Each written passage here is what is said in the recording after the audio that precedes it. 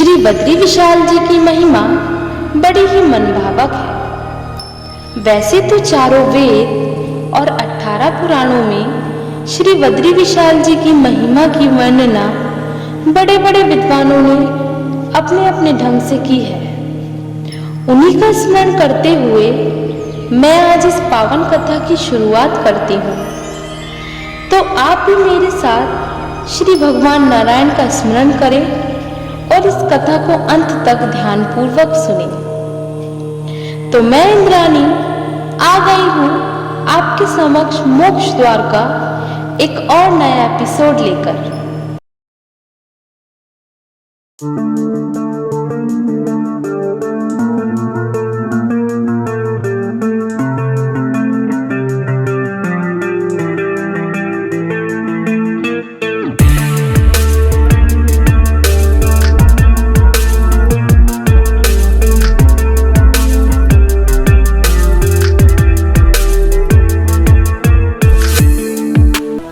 उत्तराखंड की पवित्र भूमि पर केदार घाटी के चारों ओर हिम पर्वतों से घिरी हुई पवित्र भूमि को भूवैकुंठ या बद्री धाम भी कहते हैं। और यही बद्री धाम चारों धामों में सर्वश्रेष्ठ है। भगवान श्री नारायण की महिमा बड़ी ही अपरंपार है। सारे संसार के पालक हैं श्री नारायण। अधर्म का विनाश करने और जन कल्याण करने के लिए भगवान क्षीर सागर से बद्री भूमि पर पधारे।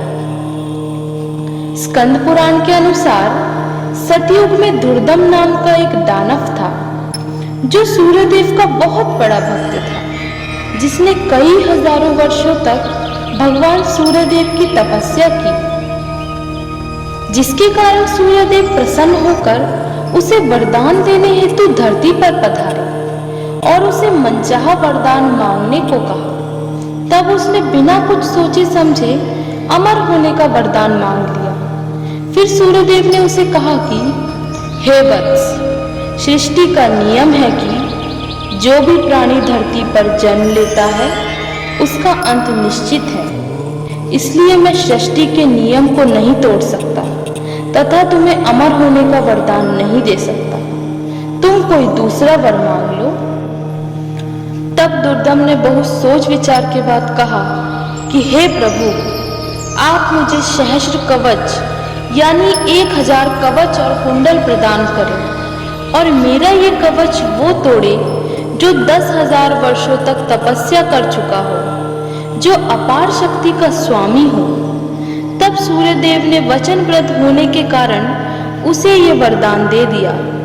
तब से दुर्दम दानव का नाम सहस्त्र कवच हो गया और वो स्वयं को अमर मानने लगा और दिग्विजय होने की सोचने लगा। तीनों लोगों का स्वामी बनने के लिए उसने अपनी दानव सेनाओं को चारों ओर भेज दिया। अब उसको बस यही एक चिंता सता रही थी कि कहीं कोई नारायण का भक्त 10,000 वर्षों तक तपस्या करके उसका कवच न छीन ले।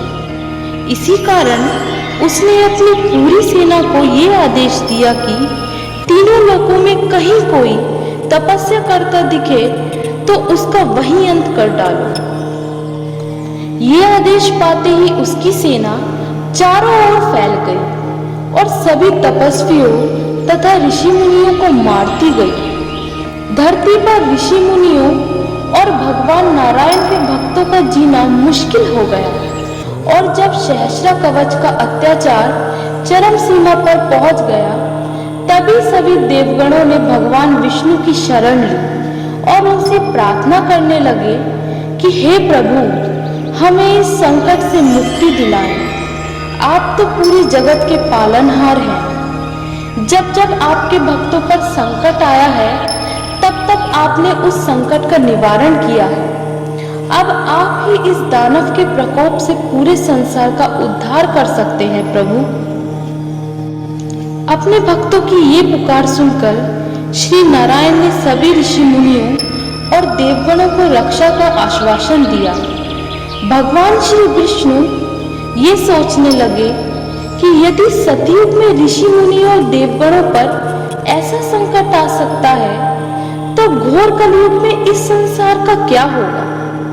मुझे कोई ऐसा उपाय करना होगा जिससे युगों युगों तक हर प्राणी भयमुक्त हो। और इसी कारण भगवान श्री हरि ने आत्मचिंतन का निश्चय किया। इसके लिए वे धरती पर सर्वोत्तम जगह की खोज करने लगे। तब उन्हें हिमालय की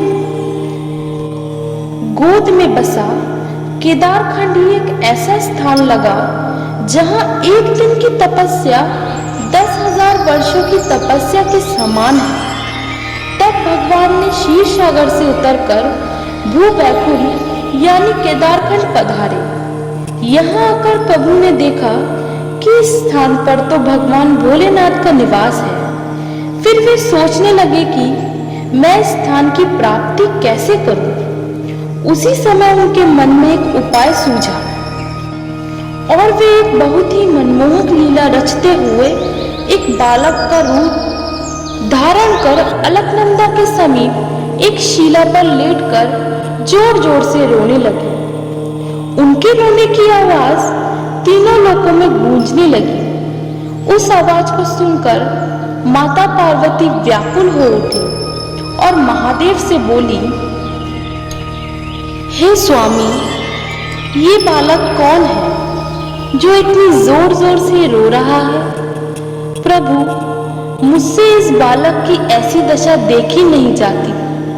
क्या मैं इसे अपनी गोद में उठा लूं? और उधर भगवान शंकर प्रभु श्री नारायण की ये लीला देखकर मन ही मन मुस्कुराते हुए मां पार्वती को बोले, हे देवी, आप इस बालक को यहीं छोड़ दें। आप चिंता ना करें। ये जिसका बालक होगा वो इसे यहाँ से अवश्य ले जाएंगे। ये बात सुनकर मां पार्वती महादेव पर क्रोधित हो गई और उनकी बात ना मानते हुए उस बालक को अपनी गोद में उठाकर चुप कराने लगी। ममता से भरी मां की गोद पाकर श्री हरि चुपचाप सो गए। तब माता पार्वती ने उस बालक को लेकर अपनी कुटिया में सुला दिया और महादेव के साथ ध्यान करने चली गई। कुछ देर बाद जब वे वापस लौटे, उन्होंने देखा कि कुटिया तो भीतर से बंद है। तभी अचानक कुटिया के भीतर से भगवान श्री नारायण बोले, हे माते, मेरे द्वारा किए गए इस छल के लिए मुझे क्षमा करें और संसार के कल्याण हेतु आत्मध्यान करने के लिए मुझे ये स्थान प्रदान करें। श्री नारायण की यह प्रार्थना सुनकर भगवान महादेव ने माता पार्वती को साथ लेकर इस स्थान का त्याग किया और स्वयं जाकर केदार घाटी में बस गए। तभी से केदार घाटी की ये पवित्र भूमि केदारनाथ नाम से प्रसिद्ध हुई, जहां बाद में भगवान श्री भोलेनाथ का भव्य मंदिर स्थापित हुआ। दूसरी ओर भगवान श्री नारायण अपने ध्यान में लीन थे, किंतु मां लक्ष्मी को अपने स्वामी की बड़ी चिंता सता रही थी। वे सोच रही थी कि भगवान तो ध्यान में लीन है, इस अवस्था में मैं उन्हें धूप, वर्षा, बर्फ की आंधी जैसी प्राकृतिक आपदाओं से किस प्रकार रक्षा करूं। तब उन्होंने एक बेरी के वृक्ष का रूप लिया, जिसे संस्कृत में बद्री कहा जाता है, और श्रीहरि को तब तक छाया प्रदान करती रही जब तक कि न उनकी तपस्या समाप्त हुई। तपस्या समाप्त होने के बाद जब श्रीहरि ने आंखें खोली तो देखा कि मां लक्ष्मी वृक्ष का रूप लेकर उनको छाया दे रही हैं। ये देखकर श्रीहरि मां लक्ष्मी से अत्यंत प्रसन्न हुए और बोले, हे प्रिय, मैं आपके मेरे प्रति इस भक्ति भाव से अति प्रसन्न हूँ और ये वरदान देता हूँ कि आने वाले समय में इस स्थान को आपके इस रूप यानी बद्री विशाल के नाम से जाना जाएगा। भगवान की वाणी अनुसार वर्षों बाद इस स्थान पर विशाल मंदिर का निर्माण हुआ, जिसे आज बद्रीनाथ या बद्री विशाल के नाम से जाना जाता है। मान्यता अनुसार चारों धामों में बद्रीनाथ धाम को सर्वश्रेष्ठ माना गया है और भक्त श्री हरि नारायण के दर्शन पाकर अपने सभी पापों से मुक्त हो जाते हैं। तो कुछ इस प्रकार समाप्त होती है बद्रीनाथ की पावन कथा। आप सभी को आज की कथा कैसी लगी मुझे कमेंट करके जरूर बताएं। आपके कमेंट से मुझे ऐसी ही नई वीडियो बनाने का मोटिवेशन मिलता रहेगा। मेरी इस वीडियो को लाइक शेयर जरूर करें और अगर आप सभी को मेरी ये वीडियो इंफॉर्मेटिव लगी हो तो मोक्ष द्वार को सब्सक्राइब करना ना भूलें। बेल आइकन को प्रेस करके ऑल पर सेट करें ताकि मेरी आने वाली सभी वीडियो का नोटिफिकेशन आपको सबसे पहले मिले। धन्यवाद, थैंक यू। मिलते हैं मोक्ष द्वार के अगले एपिसोड में। तब तक के लिए खुश रहें, सुरक्षित रहें।